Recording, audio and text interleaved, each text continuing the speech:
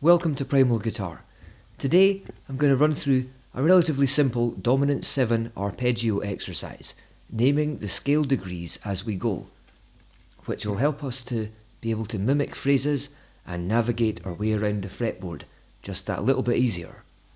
Starting with a C note on the 3rd fret on the A string, but we name the 5th of the chord, which is always on the same fret, a string below the root of any chord. The 5th is always on the same fret on the string below. So to start off with a C dominant 7 arpeggio on the 3rd position, we name the notes thus: 5, flat 7, root, 3, 5, flat 7, root, 3, 5, flat 7.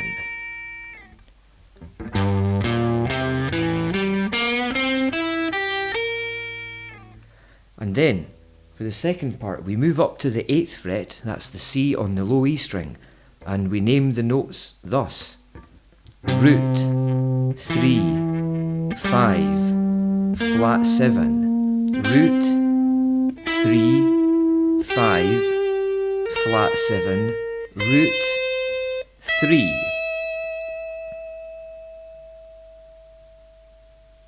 With this relatively simple exercise, you can see how you can start to piece together information on your guitar based on the scale degrees. And for me, when I found this exercise out, it was all about being able to mimic myself and repeat phrases. So if you start with the 5th here, that's the 5th.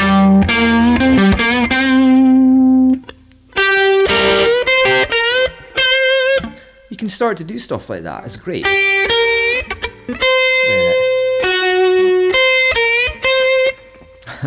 Well, it was wrong, but anyway, that's still fun for me. That was it. So there is just an example. I always like knowing where the flat and 7th is. I mean, it's kind of relatively easy to locate.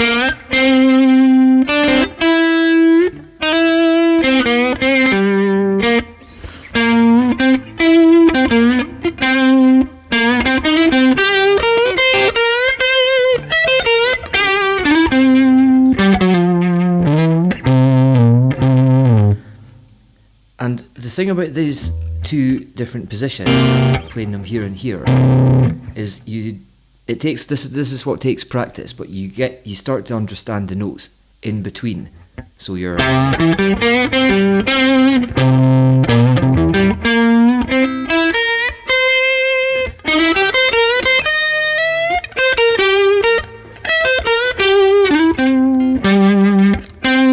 there's your root. The 5th of the chord is always on the same fret, a string below. So I found the root here. I kind of just automatically begin to realise this is the 5th here.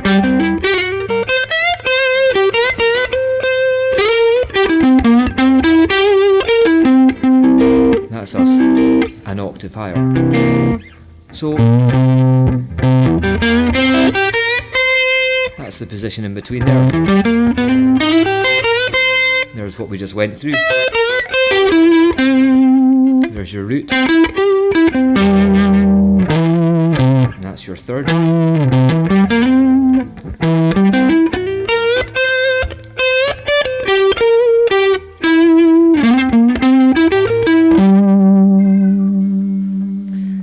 And the interesting thing about when you start to do this, if you realise C7, if you're playing a blues, there's your 1 chord if it's in C.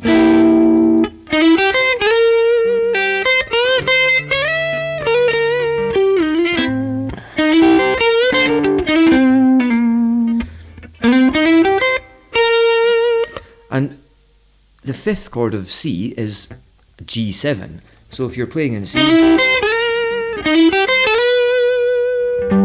that's your 3rd of G, a fret above, a semitone above the flat and 7th of your root chord.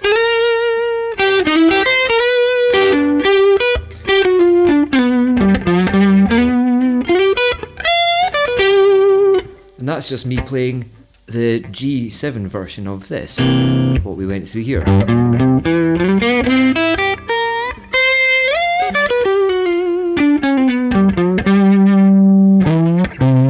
then back to your C.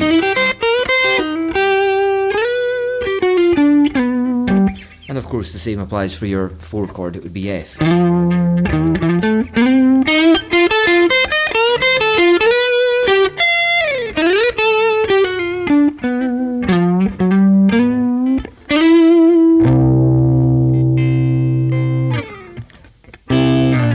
So it takes a little bit of work to find out the notes in between the positions, but once you get there you can start to recreate licks that you come up with on the spot.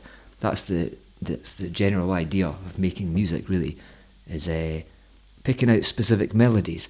And I find that when I play now that I know this, it's all about note choice, whereas before it was kind of just about going. If I'm playing, I can say to myself, well, here's the flattened 7th going up to the root, and I know that's also here.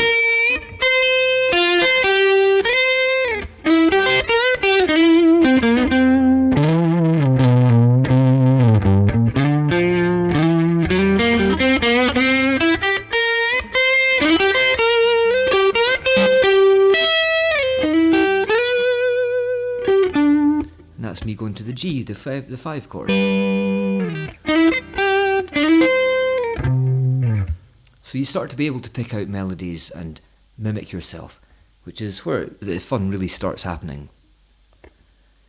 So work hard at this and you'll start to be making really pretty music in no time. If this helped you, then please like and subscribe for future content. I'll be covering the major 7 arpeggios next time. And if you want to look at my channel, I have already done a video on the minor pentatonic arpeggios, which is really useful. You should have a look at that if you've not already done so. In the meantime, like and subscribe Primal Guitar for future lessons, and enjoy rocking out on your guitar.